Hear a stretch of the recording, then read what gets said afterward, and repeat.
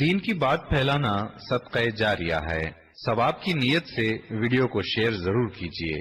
محبوب سبحانی قطب ربانی الشیخ سید عبد القادر جیلانی بغدادی قدس سرہ العزیز فرماتے ہیں، آپ فرماتے ہیں کہ میرے شہر میں ایک شخص حج پہ گیا اور واپسی پر اپنے گھر میں کچھ دن ٹھہرا اور پھر مجھے ملنے آیا۔ اب یہ واقعہ حضرت پیران پیر خود ہی بیان فرما رہے ہیں۔ آپ فرماتے ہیں کہ جیسے وہ میرے سامنے آیا تو میں نے اسے کہا تب اللہ، اللہ کے حضور توبہ کر۔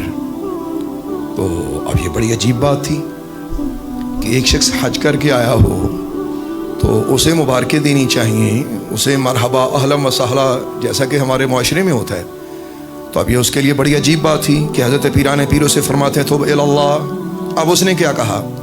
جیسے ہی آپ نے اسے توبہ کی دعوت دی تو اس نے کہا جی قد کنت فی الحج، میں تو حج کر کے آیا ہوں، مطلب یہ ہے کہ آپ مجھے توبہ کروا رہے ہیں تو میں نے تو حج بھی کر لیا ہے۔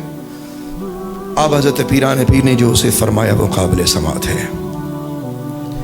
آپ فرماتے ہیں فَقُلْتُ لَهُ قَدْ عَرَفْتُ، آپ فرماتے ہیں میں نے اسے کہا کہ مجھے پتا ہے، وَلَكِنْ ثُمَّ زِنَاءٌ وَفِسْقٌ وَفُجُورٌ۔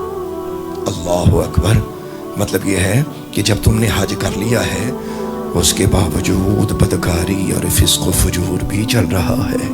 اللہ اکبر۔ اب یہ اس کے اور اس کے اللہ کے درمیان معاملہ تھا۔ حضرت پیران پیر ان اللہ کے پیارے ولیوں میں سے ہیں کہ جن کو اللہ تبارک و تعالی لوگوں کے اعمال پر مطلع فرما دیتا تھا۔ اب یہ گناہ اس نے پتہ نہیں کہاں کیے، حضرت پیران پیر اس کو یہ فرماتے ہیں۔ جب یہ بات آپ نے اس کو فرمائی تو یہاں رک کے ذرا سنیے گا۔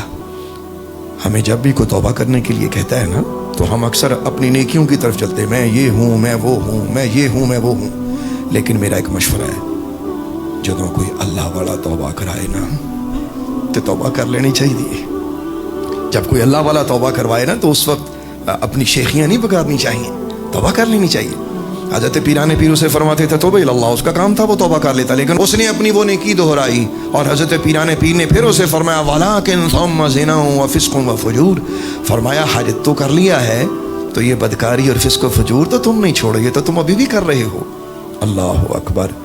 حضرت پیران پیر نے جب یہ فرمایا، آگے آپ خود ہی فرماتے ہیں لم یتوب، اس نے توبہ نہ کی اور وہ اسی طرح واپس چلا گیا۔ استغفر اللہ، بغیر توبہ کے جب وہ چلا گیا۔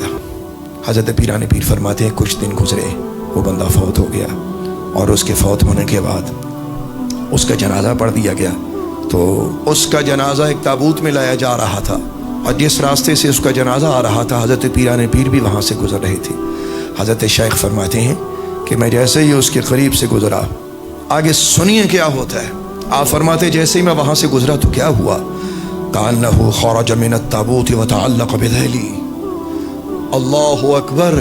آپ فرماتے ہیں کہ اس کا روح اس کے تابوت سے نکلا اور اس نے میرا دامن پکڑ لیا، اور جیسے ہی اس نے میرا دامن پکڑا حضرت پیران پیر فرماتے ہیں فقلت لہ، میں نے اس کو کہا من ھذا حذرتک، میں تجھے اسی سے تو ڈراتا تھا۔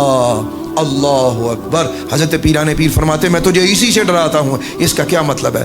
یقیناً اس شخص کے ساتھ کچھ ایسا ہوا ہوگا کیونکہ وہ بغیر توبہ کے دنیا سے گیا، اس نے توبہ نہیں کی۔ اللہ کے ولی نے جب اسے توبہ کرائی، اسے توبہ کر لینی چاہیے تھی۔ امام الاولیاء توبہ کرائیں، اس سے بڑا خوش بخت انسان کون ہوتا ہے کہ جسے اللہ کا ولی توبہ کرائے۔ ایک تو چھوٹا سا میرا مشورہ یہ ہے کہ جب کوئی اللہ والا توبہ کرائے تو توبہ کر لینی چاہیے، ضد نہیں کرنی چاہیے۔